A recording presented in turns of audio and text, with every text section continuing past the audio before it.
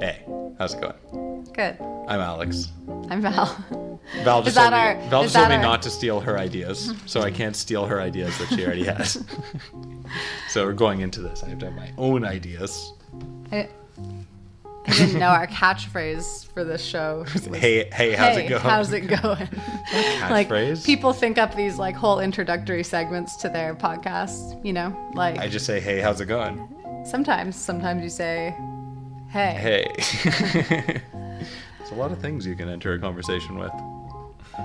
It's great. It's a lot of things you can start a podcast with. Yeah, we don't have anything really good. This is how we start ours. It's about Sopranos. We want to know how you're doing and how it's going. We want to know how you're doing and how it's going. Yeah. So we watched Cold Stones just now. 6A, episode 11, penultimate episode. I love a good penultimate episode. They're always great.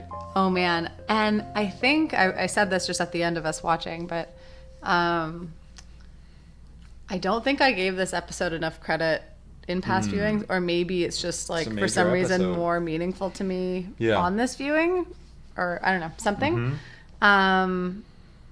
But man, it's a major episode. Yeah, absolutely. There's a lot going on. There's, for me, kind of a major step for Carmela as a character, having her own kind of moment exploring the cosmos, if you will. We have some friends who we like to talk about as exploring the cosmos. People who are just very interested in these existential questions, and Carmela kind of enters that zone, cosmos zone, in this episode.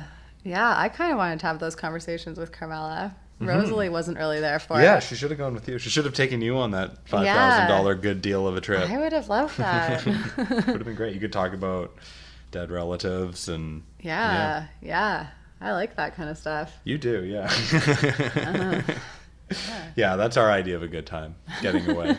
That actually is interesting, because I think that that's kind of something, a minor point of this episode, if you will, but that's kind of explored as like this idea of escape and this idea of what that means. So Rosalie and Carmela have a very different interpretation of that. Yep. Rosalie actually wants to literally escape and kind of put her head in the sand towards what their life is in New Jersey. Why are you bringing New Jersey here? Carmela's taking it as more of an opportunity to kind of probe and ask questions about her life and ask questions about existence. And I thought that was interesting, because that dynamic kind of breaks down between them, but it also is an interesting way of just coping with everything that these characters have to cope with in their lives. I think it's showing us like two very real possibilities for like that coping mechanism, like you just mentioned, right? Like that there's, you know, if we think about, you know, these characters as real people in these real situations, there would be this breadth of ways that people deal with things, and I think the writers of this show just do such a good job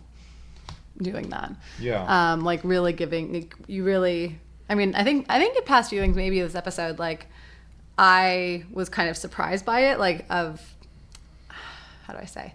Like, some of the things about both Ro and Carmela's characters, or the dialogue maybe, I found a little bit less believable than some other scenes in The Sopranos. But so, I'm like, not all the scenes by a long shot, but there were just like a few things that were questionable for me. But I think like this time it really is this...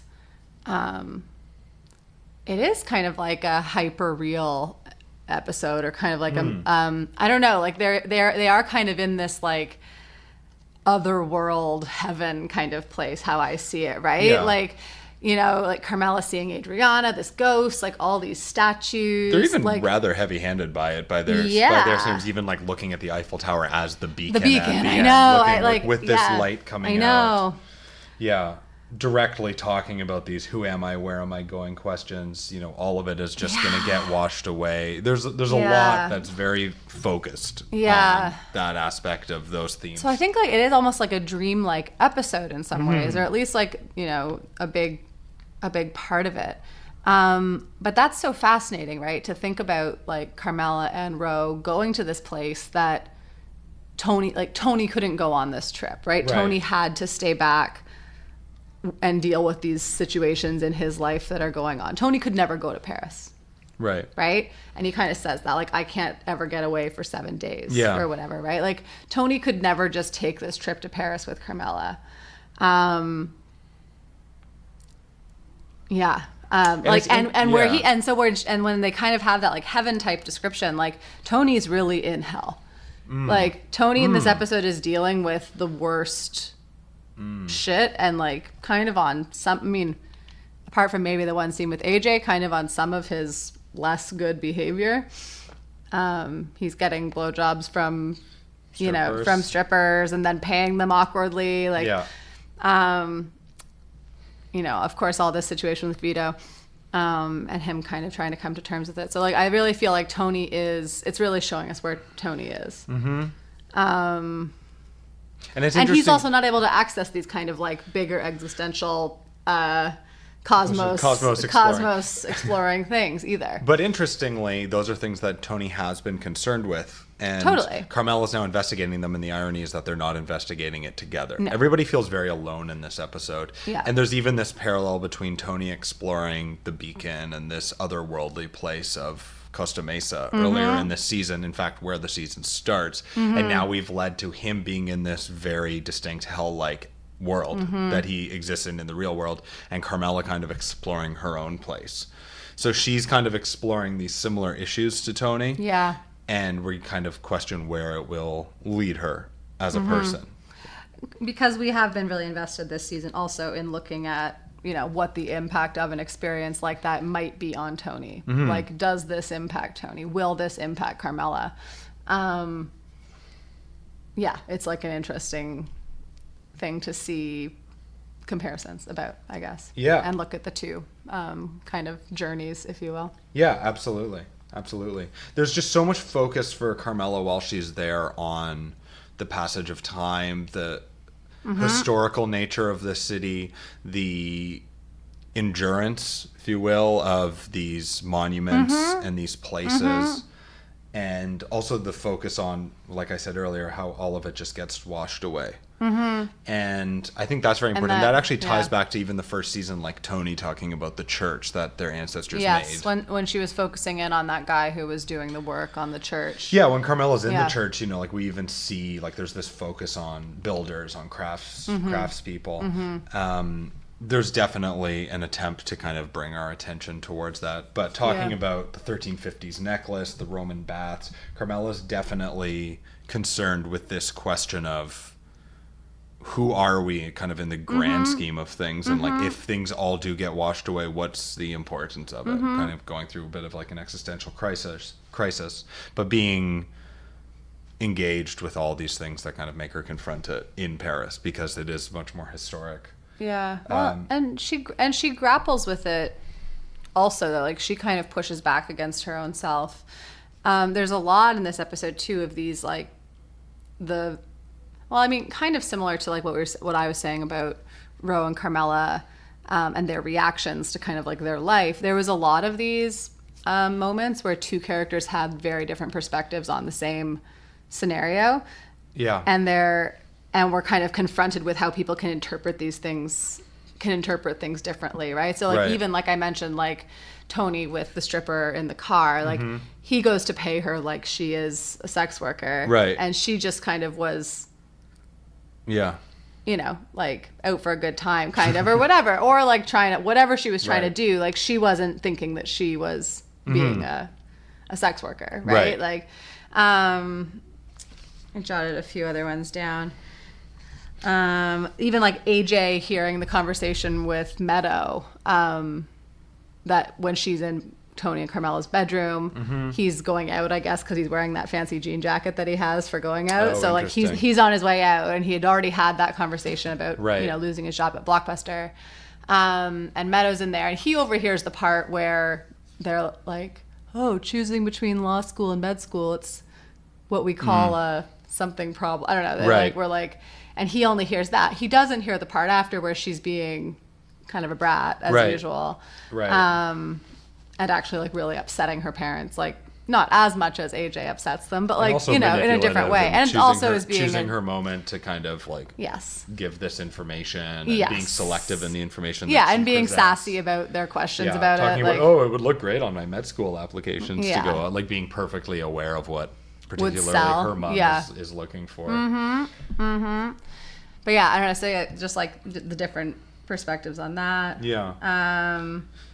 There is actually that moment where Tony is driving this stripper home. Yeah. That's actually an interesting scene because there's kind of this series of edits that kind of connect a lot of things for me. Like that actually comes from Carmela looking at Mary and Jesus in the church in Paris, and then that immediately cuts to Tony's face in the car with this rock music that actually gives it kind of this like heaven and hell Totally. juxtaposition in that moment that actually like further identifies Paris as a realm that's so far away from the world that Tony's in. And it's interesting how they edit from those scenes. Like they actually have that Mary and Jesus scene to the Tony in the car, and then we actually have it to Phil and Vito.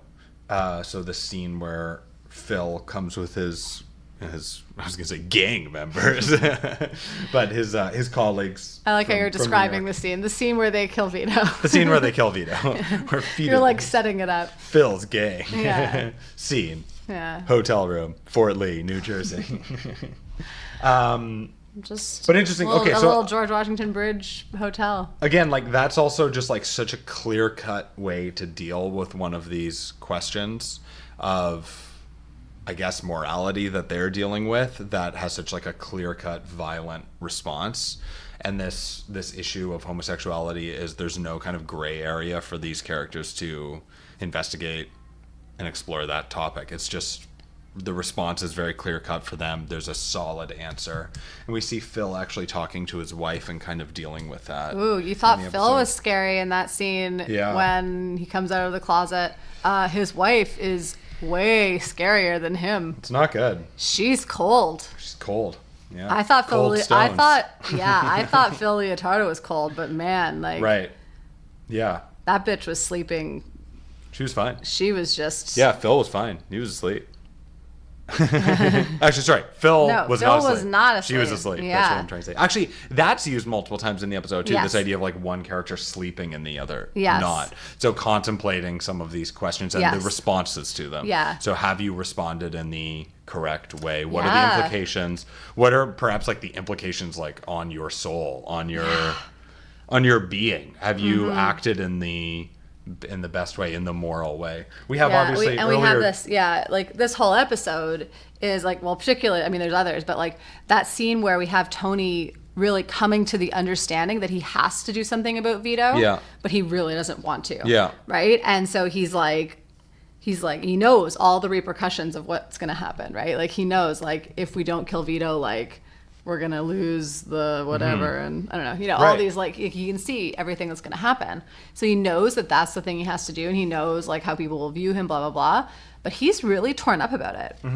Well, he doesn't really want to kill Vito. No. And so we see these characters, like, we see actually that Tony, as compared to a lot of the characters, maybe, like, it's kind of a weird thing to say, but, like, if we're thinking about, like, where Tony's line is for, like, when it's okay to kill someone and when it's not okay. Yeah. Like he actually he's quote unquote better than some of these guys. Like he, at least on that one measure, he's like a little bit more evolved. Right. That maybe being gay isn't deserving of being killed. Right. Right.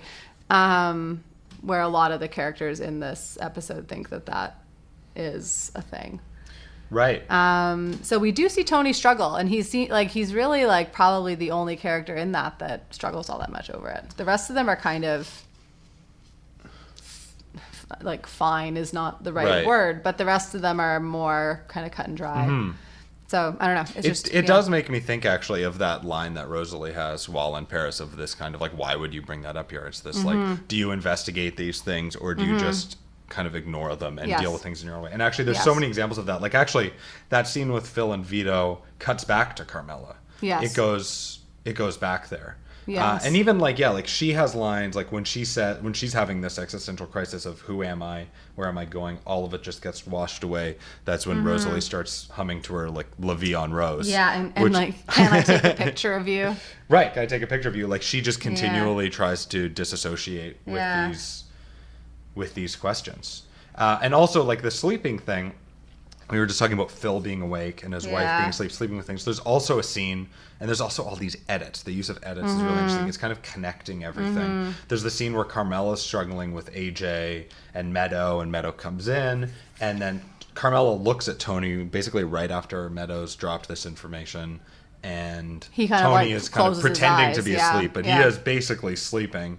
Or moving towards that, and Carmela kind of comes across as alone. And then there's an edit to Tony with Phil Leotardo and Sil, and they're in this business environment, and we can kind of see the different domains that people exist in also, and it just kind of establishes for me in those moments how people are kind of dealing with the issues that arise from the other areas, and also kind of the isolation that almost everybody has, because Carmela's completely isolated in that moment. She has nobody to turn to kind of support her. Tony also comes across to me as very isolated in this episode. Tony is kind of on his own. Like, he can't go with Carmela to France. Yes. He can't...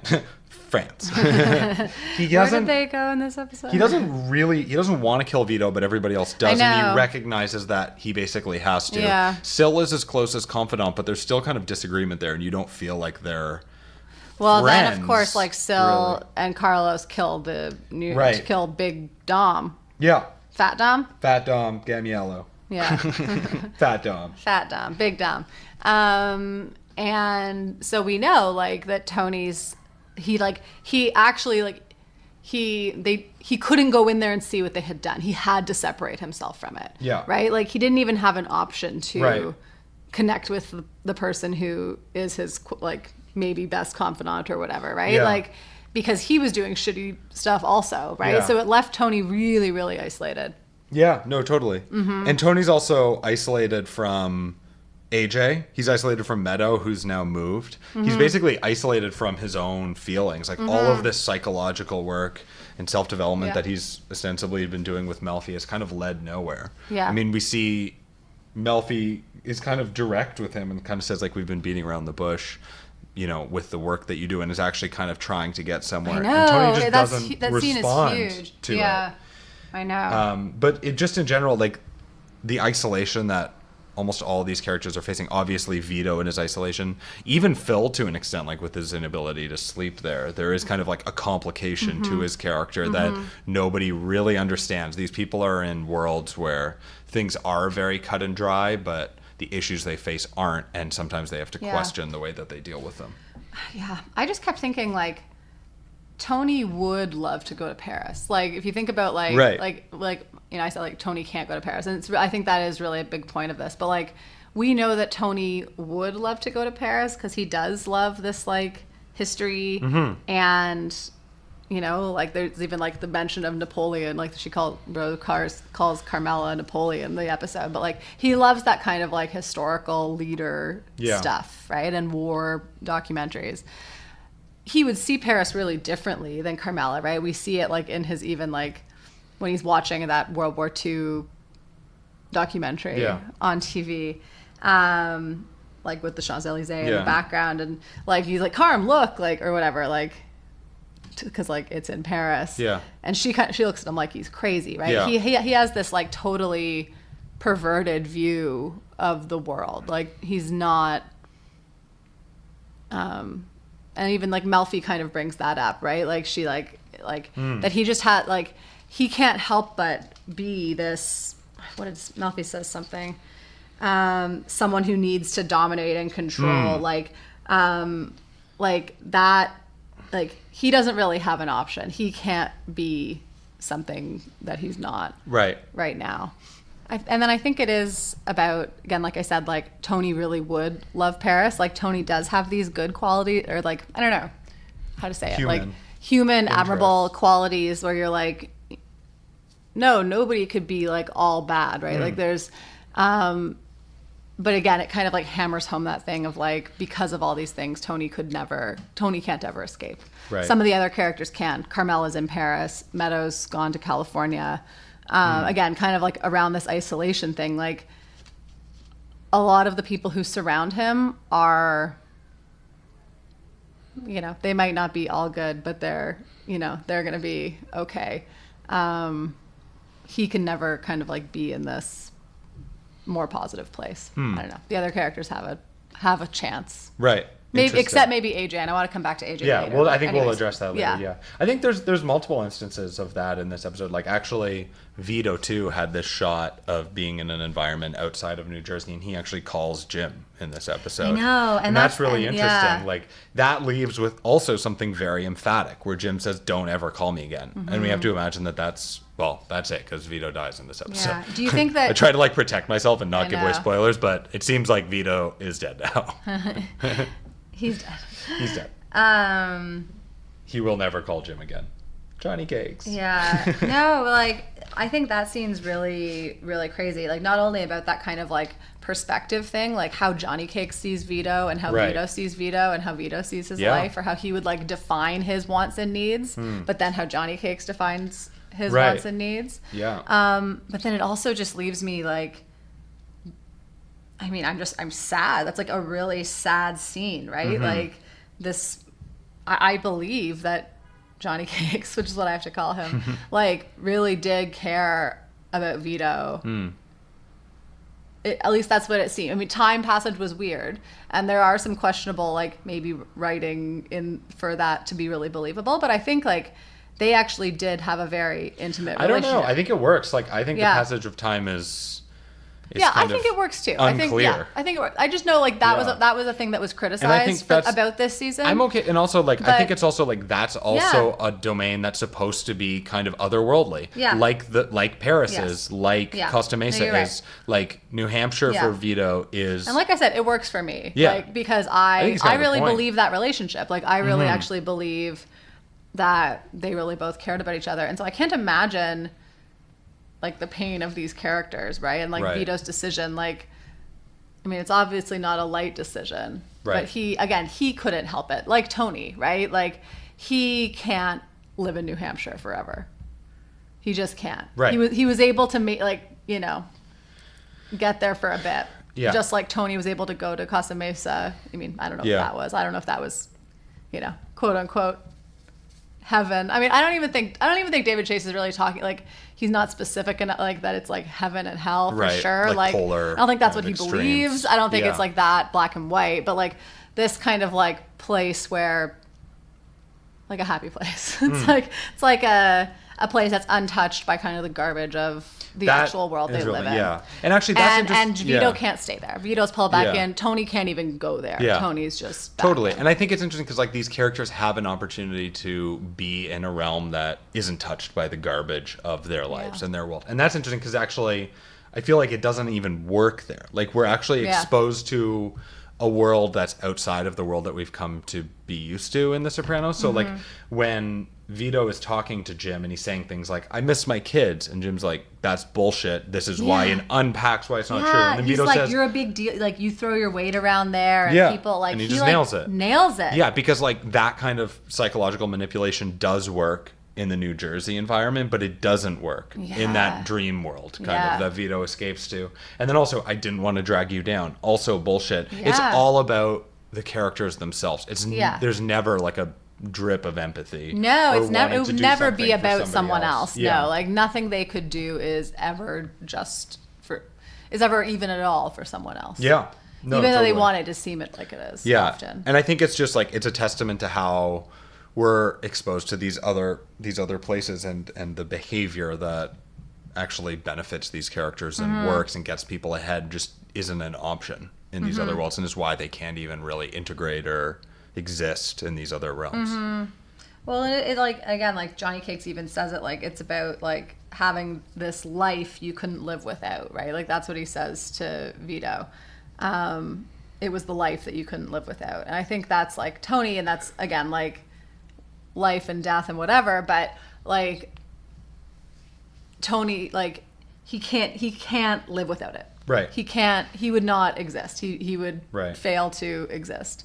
Anyways, I don't know. Well, it's interesting because in the therapy session with Melfi, he's actually directly asked, what is it you want from your life? Yeah. And then Tony just diverts. He doesn't answer that question. Know. And he talks about, I couldn't even hit AJ. And it's like, relationship to his dad. And again, it's like, well, what do you want from your life? Well, it's, if anything, like that exchange just kind of leads me to believe that there's this seemingly uncontrollable kind of manifestation of Tony's dad, and like that passing from male generation to male generation of the mistakes that have occurred of these like mafioso men, and then it just kind of keeps on getting passed down. But is that what Tony wants from his life? Like, well, he says he doesn't, but Yeah. that's clearly what happens. He's not even engaging with those questions anymore. No. And the interesting thing is that AJ is different, and yet Tony resents him. Tony actually says, "I hate my son."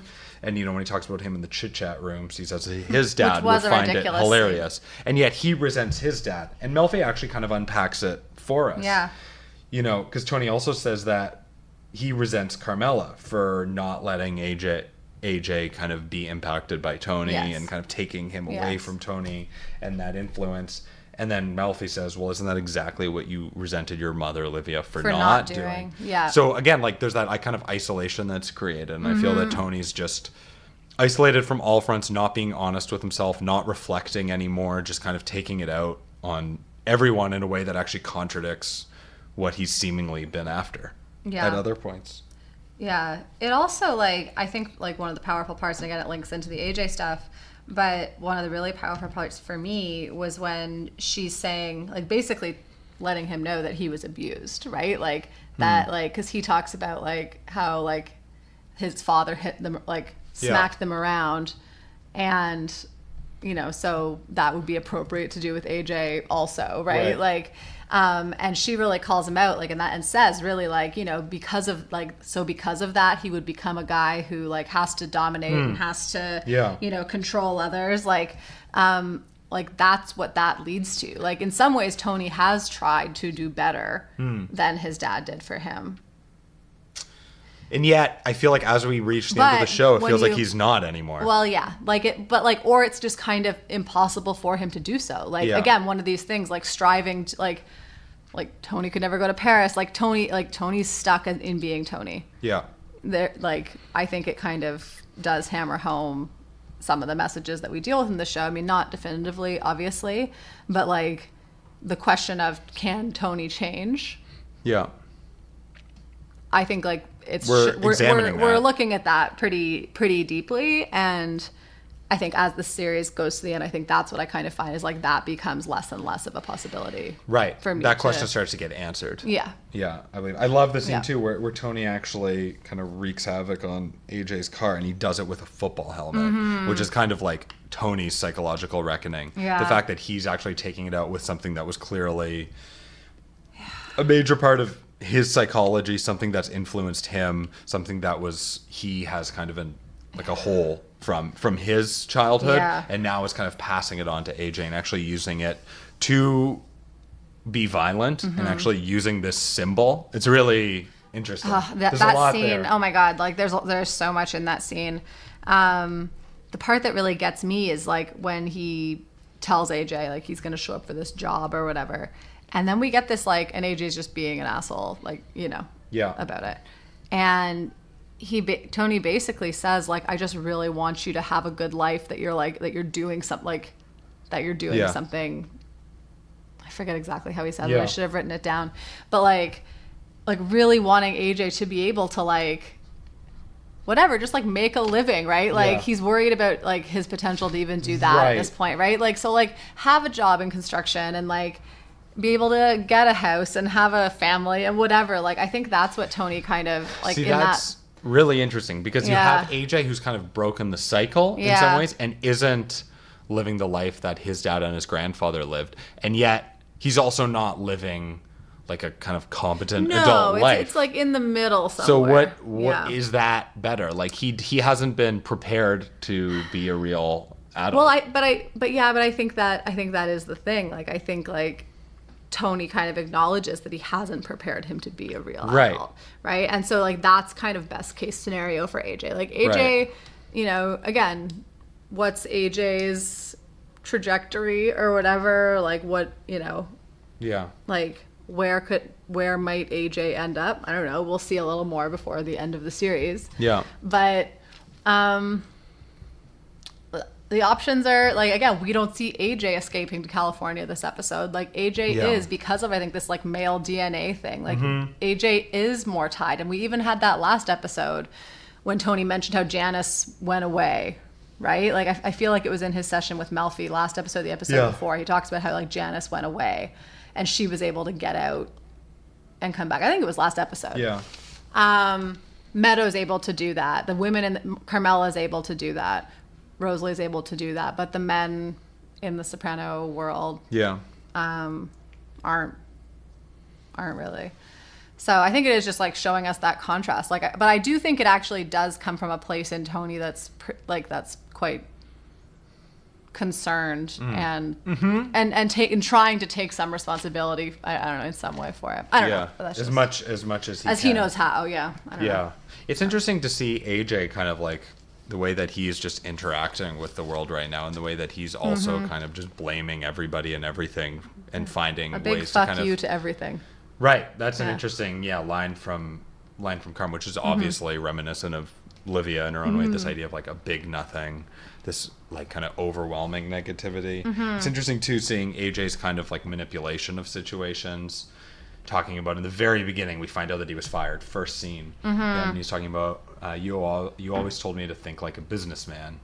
I was throwing these parties, and then he starts stealing items. So in some ways, there's kind of like it's really fascinating because in some ways there's kind of like this increase in deviancy, but it's also fascinating because we see him maybe in some ways like slowly building up towards the behavior of his dad and his grandfather, and kind of working up. And Tony and Carmela are looking at like that, throwing parties, and that's where we always get this line of being an event planner. Right. That gets referenced, and AJ says, "What the fuck are you talking about?"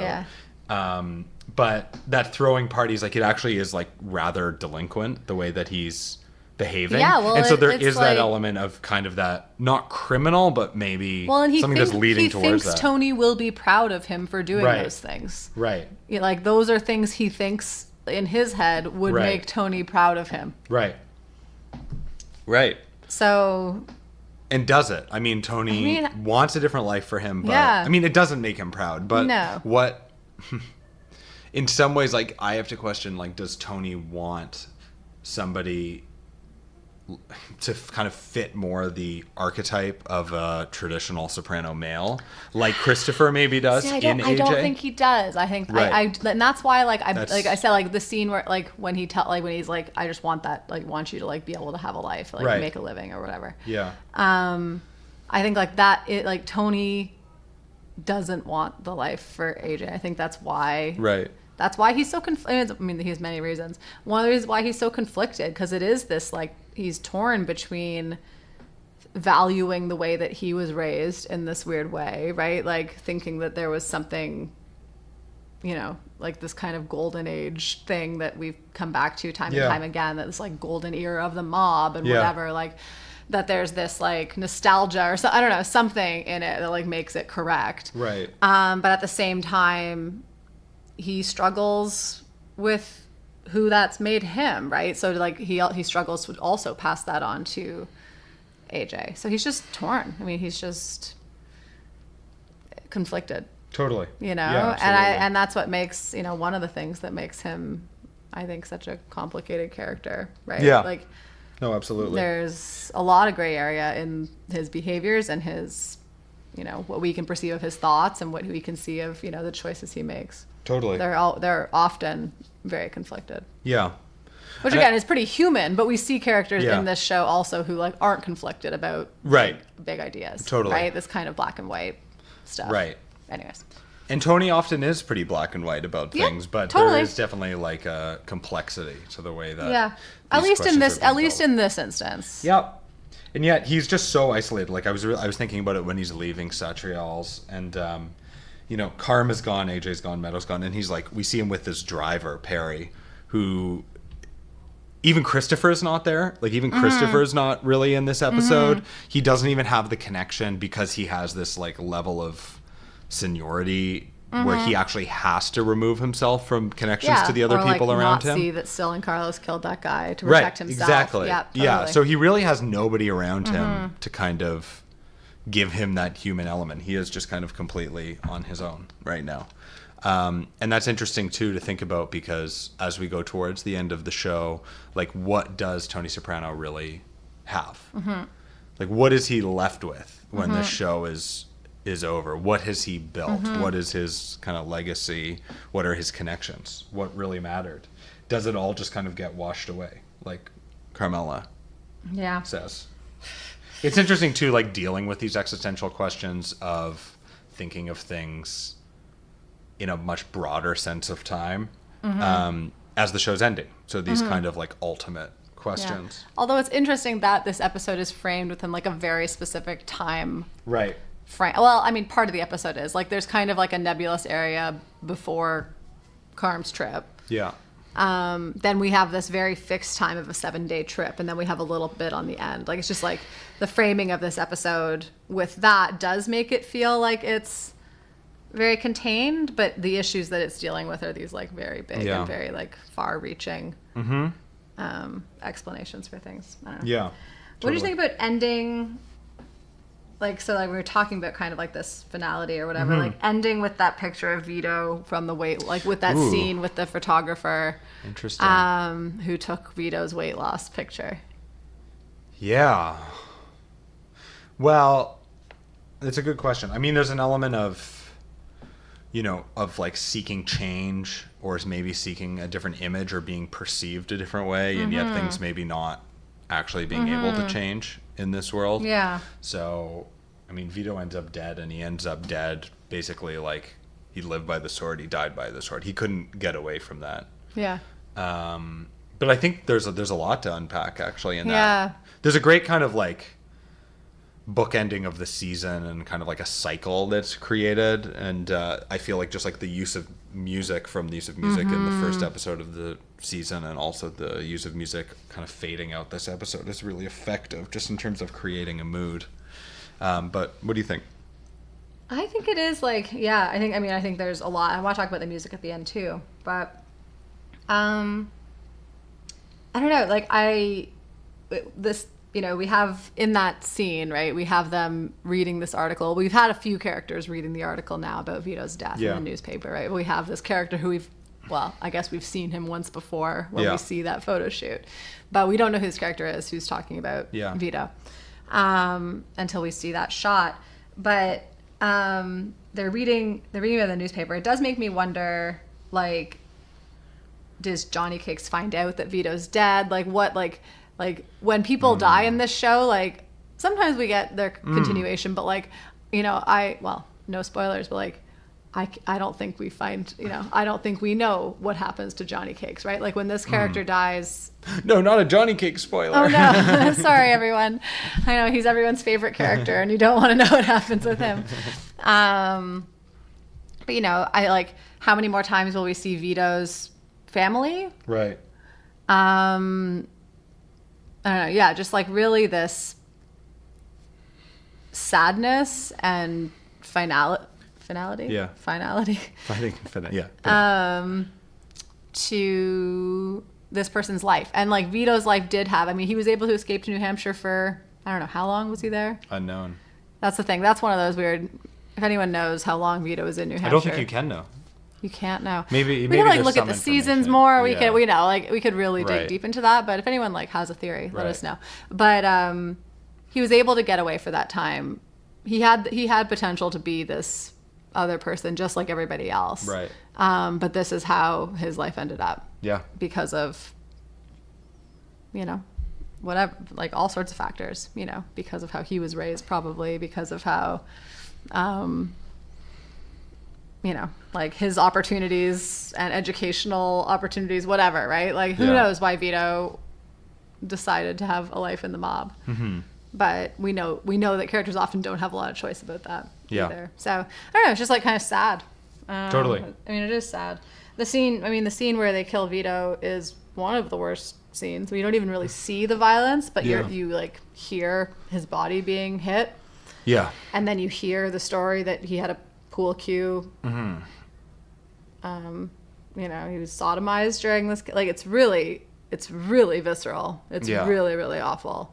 Yeah. And you know that Phil watched the whole thing.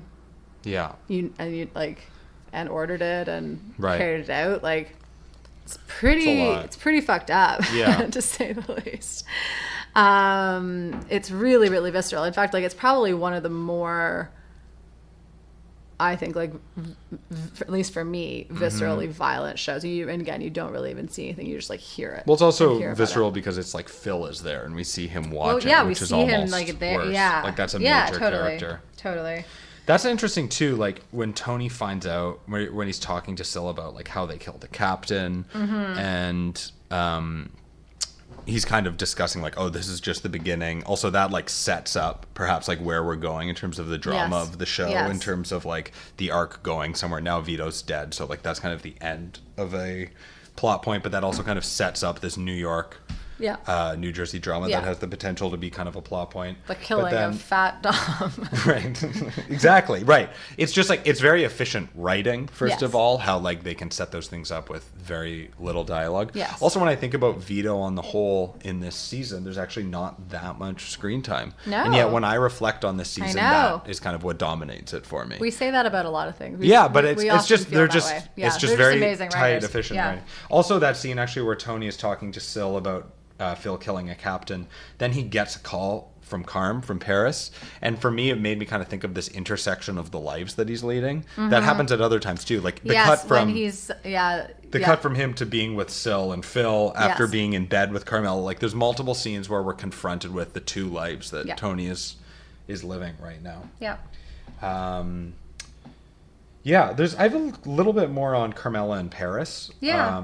I mean, I think we've talked a lot about the themes and the symbols. Like we didn't really talk about she's on the. I want to talk about statues. Yeah, statues. Well, there's the scene where she's on the Alexander III Bridge, the famous. I'm not gonna say it in French. Don't want to get vibed for learning French in Quebec if we have anybody who's not from. Ooh. I mean, I like it, but I mean, my French isn't even. Do you think we have a lot of like French from France listeners? If you're French from France, let us know. Yeah. Anyway, sorry, but yeah, this like contemplation of bridges and building bridges and the statues in particular, and very long shots on statues. This idea of who could build this, and then that kind of like starts Carmela's rational or kind of reasoning about like who came before. People who wore the necklace were just like us. Who were these people that are invisible to us? And then that kind of leads into this idea of her talking about Paris of like a domain that's like death. It's like you don't really experience When you're it not until there, when you're not there, it doesn't exist. Yeah. And it's like maybe it's like you die, and Rosalie can't really engage on those terms, but it really does set up that. It does set up that city as kind of this domain of exploration for Carmela, and really does tie it into this domain of the afterlife too that we've explored for Tony with the beacon, in that cottage where he sees the kind of silhouette of what looks like his mother, and then in the end we have this actual dream sequence where she's told that she has to tell Adriana that she's dead. I was stuttering because I was going to say gendarme. Now I'm in my head. Gendarme. Anyway, now I'm all French. Oh God. French nervous. But anyway, in that scene, we again have kind of a further association of Paris to the afterlife, to this dream world, to this kind of dream logic, bringing in Adriana. It's interesting. Yeah. What do you think the statues represent for Carm? Like, that's what I think it's related to the title. At least, like, for me, that's the closest connection that I can make to the title. Cold Stones. Yeah. Cold Stone Creamery. That's what I was thinking. Yeah, that's all I had. Yeah, I think it's about Cold Stone Creamery. Yeah. But yeah, so that's the closest kind of like connection I can make in terms of just like the visual and the title. But I can't really figure out what was Carm's inner thought process when she spent so long gazing at these statues, right? Like the camera really was her gaze at these things that she was seeing, right? Like at least that's how I felt. I think that was the intention. But you know, like, what is she feeling? What is she thinking when she's looking at these statues? I don't know. I can't quite figure it out. Yeah. It's, I mean, it is a representation of this other time and this kind of way Like of living that doesn't exist cradling their anymore. sons and... Yeah. I think there's probably a lot of ways to interpret it. Yeah. There is this kind of like craftsmanship, I think, that doesn't exist anymore, that maybe is gone. And also I think that kind of parallels the lives that they're living is also perhaps like on its way out. Like there's this kind of this transience of time. It is, yeah. I mean, there are a lot of women. I don't know. Yeah. Anyways, I need more time often to think about these things after we watch, but that's just not how our podcast works. So, it's just I guess it's a good question for people who are listening. It's a question. What do you think about that? Because I think it. I think we learned a lot about Carmela in this episode. I think. Yeah. But I realize there's still a lot of Carmela that I don't understand. Yeah. Like I have trouble comprehending, like where she's like who she is and where she like what her intentions are. Like where does Carmela want to go? That's a great. What question. does Carmela want to do with her life? That is a great question. Yeah, so that's kind of what I'm left with from that, and I can't. Again, it just kind of shows me what I don't know yet about Carmela. I think she's had a lot of escape in her life. Like I think that she's kind of buried her head in the sand for many years and kind of been somewhat bought off by these material goods and hasn't really confronted these questions. And this trip for her, this experience in a different kind of domain, is really relevant because she is confronting these questions and asking who she wants to be, where she's going, and what it all means, which isn't something that we've maybe typically associated with her, those kind of deeper philosophical questions. Yeah. And maybe she's kind of working out what that could be. Yeah. Even like the timing of the trip to Paris, right? Like she does actually go when her life is pretty hectic at home, right? Like it is a time to go that like Meadow's leaving for who knows how long, and AJ has no job, and you know what, like she does kind of leave at her spec house needs to be sold. Like she's just gonna like wait to sell it. Like like if you're not, interestingly, like, but the thought of that like repulses her. So in some ways she's kind of burying her head in the sand on that too, on these kind of So that's the thing, like that's her action, is to go to Paris and choose that time to go. It's not like Carmela goes away all the time, like this is the first time we see her do that. So she is trying to escape from stuff. She tells Tony that she loves him for, again, we don't hear her say that very many times. Right. But it's after he gives her a wallet full of money. So. Right. Yeah. Yeah. A real Louis Vuitton. Real Louis Vuitton. Full of money. Full of money. Great present.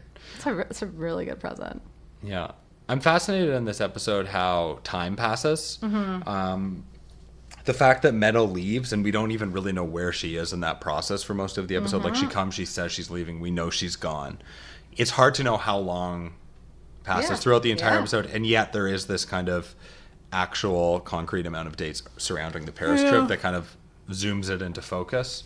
But then there's also this focus on time passing. Even while they're in Paris. While they're in Paris. It's a very that's almost like kind of the central question. Yeah, exactly. Yeah.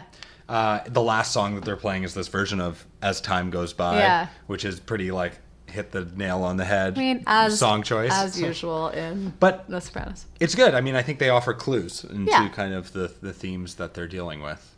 And so many things are so abstract, it's okay every once in a while to kind of just I mean, I appreciate that. I've been critical of song choices in The Sopranos credits before, because I do find them to be very like on the nose, like using a word that like I don't know, kind of like at a more like minuscule level rather than kind of like big picture things from an episode. But in some ways I kind of like that because it is a nice little like gift. It's a nice break. Yeah.